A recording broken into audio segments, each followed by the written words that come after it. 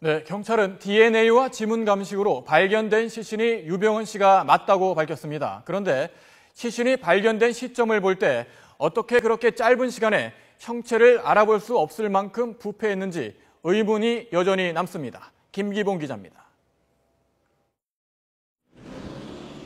수사당국은 유 씨가 적어도 5월 25일까지는 살아있었던 것으로 보고 있습니다. 그날 순천 송치제 별장을 덮쳐 조력자 신 씨를 검거했고 유 씨의 체액을 현장에서 채취했기 때문입니다. 신 씨가 수사팀을 맡고 있는 사이 유 씨가 빠져나간 것으로 보고 있습니다. 그런데 시신이 발견된 건 6월 12일.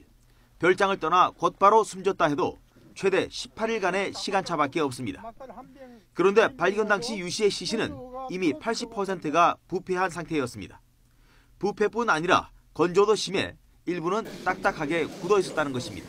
손가락 5개를 절단한 이유는 손가락이 건조가 심하여가지고 지문을 채취할 수가 없습니다. 나무하고 돌 같은 모양입니다.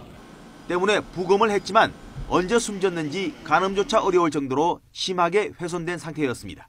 부패가 심하게 진행된 상태라 사망 원인은 여기서 수사할 수 없었습니다.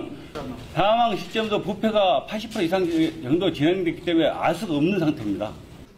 그렇다면 전문가인 법의학자들은 어떻게 볼까?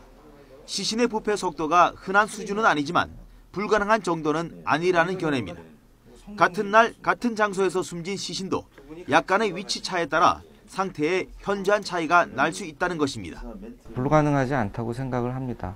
그 주위 여러 가지 환경적 요인들은 우리가 생각할 수 있을 정도를 넘어서 다양하게 나타날 수가 있기 때문에요. 그렇게 전혀 불가능하다 이렇게 단정할 수는 없을 것 같고. 신출귀몰한 도피 생활 끝에 의문의 주검으로 발견된 유병헌 씨. 언제 어떻게 숨졌는지에 대한 궁금증이 더 커지고 있습니다. YTN 김기봉입니다.